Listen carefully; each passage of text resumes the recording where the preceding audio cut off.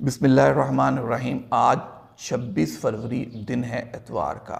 कल का दिन जो पाकिस्तान की तारीख़ अगर की जाए तो उस कल के दिन में पाकिस्तान की तारीख़ रकम हुई है। पाकिस्तान मुस्लिम लीग नून को कल के दिन अदलिया पे जो उन्होंने हमले किए थे, जो उन्होंने अदलिया की तौहीन करना शुरू की हुई है, उसका मुंह तोड़ जवाब मिला।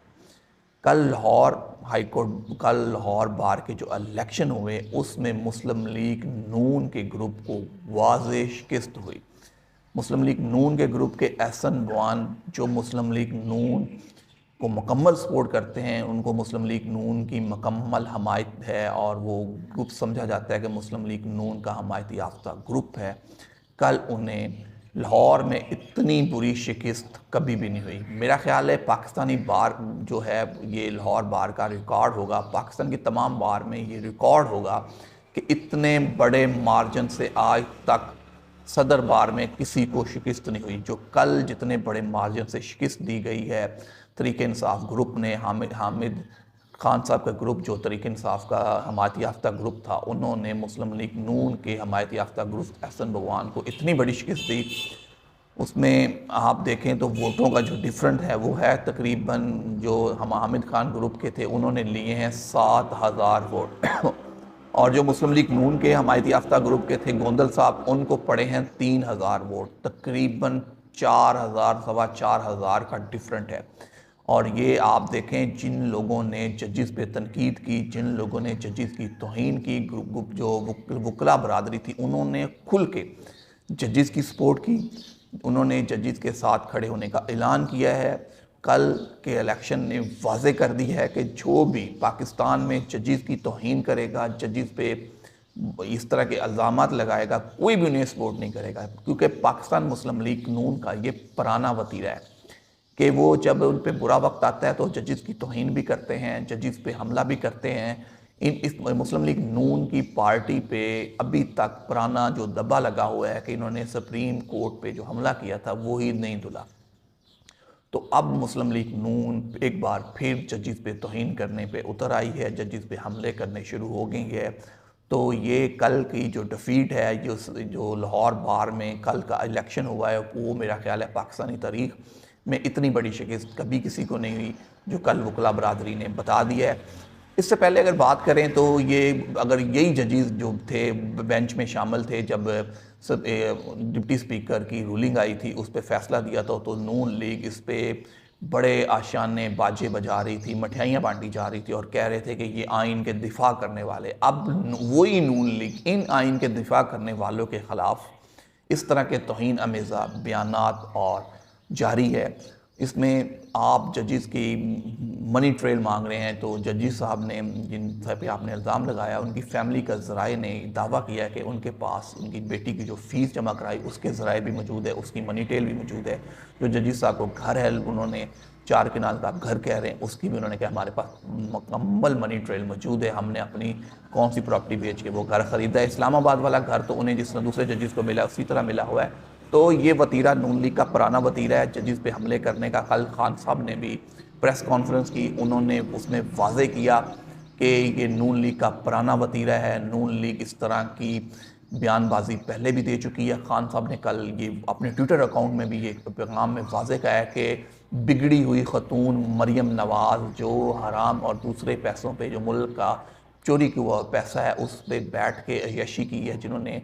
तो ये बिगड़ी हुई खतून मरियम ने जो ये काम शुरू किया हुआ है, जजेस की तौहीन शुरू की हुई है, इस पर चीफ जस्टिस को नोटिस लेना चाहिए। खान साहब की कल की जो प्रेस कॉन्फ्रेंस थी, उन्होंने जो उस्मान डार साहब पे इल्ज़ाम लगाए गए थे और उनके जो वादा माफ गवाह बनाए गए थे, वो कल आए हैं स्क्रीन पे बैठ के, उन्होंने बहुत संगीन इल्ज़ाम लगाए हैं। तो उन इल्ज़ाम की अब सुनवाई कौन करेगा, कौन से जज साहबान नोटिस लेंगे, ये देखना है। क्योंकि इतने संगीन किसी को आप तशद्दुद करें, किसी पे इस तरह का तशद्दुद करें, उनके बीवी बच्चों को ला के आप कहेंगे हम नंगा करेंगे, तो ये पाकिस्तान में इस तरह का काम बंद हो जाना चाहिए। अब हम कोई 70 या 60 की दुहाई में नहीं रह रहे, अब दुनिया मॉडर्न हो गई है, मीडिया की आज़ादी नहीं है। अगर आपने मीडिया को आज़ाद नहीं किया तो सोशल मीडिया की आज़ादी है, सोशल मीडिया पे कोई बात अब छुपती नहीं है। अगर आप जेल भरो तहरीक जो खान साहब की जारी है, आप मीडिया पे नहीं दिखाएंगे, आप मीडिया पे इसको टाइम नहीं दिखाया जाएगा, आप मीडिया पे उसको प्रेजेंट ही नहीं करने देंगे, आप सिर्फ एक दो न्यूज़ में रखें कि जी वो निकाम हो गई है, वो इस तरह होगी, तो वो ज़्यादा देर नहीं चलने वाला। वो कामयाब हो रही है, नाकाम हो रही है, उसका वाज़ेह सबूत आपको सोशल मीडिया पे मिल जाएगा कि कितने लोग निकलते हैं और वो आज़ादाना तौर पे अपनी गिरफ्तारी पेश करते हैं। तो पुलिस वाले पहले उन्हें गिरफ़्तार नहीं करते, जब लोग वहाँ से चले जाते हैं उसके बाद ऐलानात करते हैं कि जी आए गिरफ़्तारी दे दे। तो ये ज़्यादा देर चलने वाला नहीं है। जो ताकतवर हल्के हैं, अपने आप को समझते हैं, तो उनको ये देखना होगा कि मीडिया को कितनी देर आप कंट्रोल कर सकते हैं। इससे ज़्यादा मीडिया को कंट्रोल कर नहीं सकते, क्योंकि सोशल मीडिया का दौर है, आप सोशल मीडिया को बंद नहीं कर सकते। तो ये ज़्यादा देर चलने वाला नहीं है, ये जो वतीरा पकड़ा हुआ है। तो अब सुप्रीम कोर्ट ने एक और बड़ा जो फैसला है, वो मैंने आपको कल भी कहा था कि 3 मार्च को जो समात है ओवरसीज़ पाकिस्तान के वोट का हक़ है, तो वो एक बड़ा फैसला है और वो एक बड़ी समात है कि ओवरसीज़ पाकिस्तान को उनके वोट का हक़ दिया जाता है कि नहीं दिया जाता। अब उसका फैसला भी हो जाना है। कल शेख रशीद साहब ने भी ये वाज़े कहा है कि आइन में जजीज़ फैसला करेंगे, वो वाज़े है कि 90 रोज़ के अंदर अंदर इलेक्शन होगा। इससे पहले लतीफ़ खोसा साहब भी बहुत वाज़े कर चुके हैं। लतीफ़ खोसा साहब ने बहुत वाज़े कहा था कि आइन में गुंजाइश ही नहीं है, 90 रोज़ से ऊपर तो बात जा ही नहीं सकती।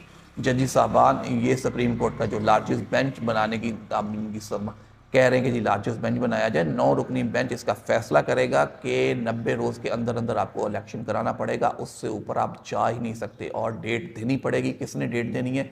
सुप्रीम कोर्ट ये वाज़े करेगा कि किसने डेट देनी है और किस पे मुकदमात चल रहे हैं, ये तो पता चलेगा।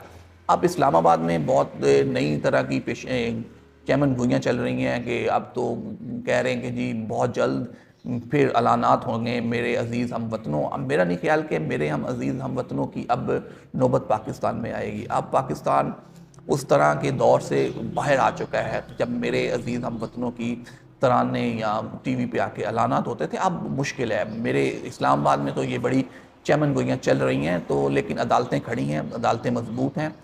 पाकिस्तान में एक और महंगाई का तूफ़ान जो हमारे दरवाजे पे बड़ी देर से दस्तक दे रहा था, वो और आ गया है। हुकूमत ने IMF की सख्त तरीन जो शराइत थी वो तस्लीम कर ली हैं। तो रमज़ान में महंगाई का एक नया तूफ़ान आने जा रहा है, क्योंकि रमज़ान अब ज़्यादा दूर नहीं है। नेक्स्ट मंथ में रमज़ान है और रमज़ान में जो गरीब लोग पहले ही पिसे हुए हैं उनको और पिसाने का जो गवर्नमेंट की पॉलिसी है, गवर्नमेंट उस पॉलिसी पे चल रही है। गवर्नमेंट महंगाई के मज़ीद तूफ़ान की दस्तक है। IMF से सख्त तरीन शराइत मान ली गई है। साकडार और शहबाज शरीफ साहब, कुछ तो इस अवाम पे रहम कीजिए। तो पहले कहते थे खान साहब की सख्त तरीन जो उन्होंने माहिदे किए थे, ये उसका नतीजा हम भुगत रहे हैं। अब वो खान साहब के माहिदे किधर गए? अगर है तो पब्लिक कीजिए। तो आपके बहुत से आपके साबका स्पीकर याद सादक साहब, वो कल खुलेआम कह रहे थे जी हम इमरान खान साहब को गिरफ्तार करेंगे और 1 महीने के अंदर अंदर गिरफ्तार भी करेंगे, नाअहल भी करेंगे। ये आपकी ख्वाहिशात है, आप पुरानी ख्वाहिशात पे ज़िंदा है। अगर आप खान साहब को 6-7 माह में गिरफ्तार नहीं कर सके तो आप में इतनी जुर्रत ही नहीं है, कोई माई के लाल में जुर्रत ही नहीं है वो खान को गिरफ्तार कर सके। क्योंकि जिसके साथ अवाम है, आप उसको कैसे गिरफ्तार कर लेंगे? आप झूठे मुकदमों में गिरफ्तार करेंगे। खान साहब बैंकिंग कोर्ट में पेश होने जा रहे हैं। खान साहब ने फैसला कर लिया है कि वो इस्लामाबाद बैंकिंग कोर्ट में पेश होंगे। खान साहब अब लाहौर को छोड़ के बनी गाला में चले जाएंगे, क़याम पज़ीर होंगे बनी गाला में। तो अब आप इस्लामाबाद में गिरफ़्तार कर लीजिए, क्योंकि खान साहब अब लाहौर में तो आपको 3 महीने से खान साहब आपसे गिरफ़्तार नहीं हुए। तो इस्लामाबाद में कोशिश कर लीजिए, इस्लामाबाद में खान साहब को गिरफ़्तार कर लीजिए, तो पता चल जाएगा इस्लामाबाद में आप में इतनी ताकत है कि आप खान साहब को गिरफ़्तार कर सकते हैं कि नहीं कर सकते। और ये तो आने वाला अब 10 दिन 12 दिन के अंदर अंदर सुप्रीम कोर्ट इसका फ़ैसला कर देगी। इस केस का फ़ैसला ज़्यादा दूर नहीं है। ये फ़ैसला 14 मार्च से पहले पहले आ जाएगा। हमारे ख्याल से ये 14 मार्च से पहले 10 दिन के अंदर अंदर सुप्रीम कोर्ट इस केस का फ़ैसला सुना देगी। और इसके अलावा नई जो है कि वो 27 है, कल 27 है और कल मुल्क में शटर डाउन हड़ताल की जो कॉल थी, देखते हैं हुकूमत शटर डाउन हड़ताल को किस तरह नबरजमा होती है। तरीके लब्बैक की शटर डाउन हड़ताल की कल की कॉल है। मुल्क में कल पहिया जाम हड़ताल होगी नहीं होगी ये तो कल पता चलेगा। क्या तरीके लब्बैक इसमें कामयाब होती है, हुकूमत किस तरह उनसे निपटती है, ये तो बताएगा आने वाला वक्त। तो आने वाले वक्त के साथ साथ देखते हैं कि हुकूमत इस पे किस तरह अब तरीके लब्बैक का मुकाबला करती है। तो मुझे दीजिए इजाज़त, अपने दोस्त अहबाब का सबका ख्याल रखिएगा। मुझे दीजिए इजाज़त, अल्लाह हाफिज़।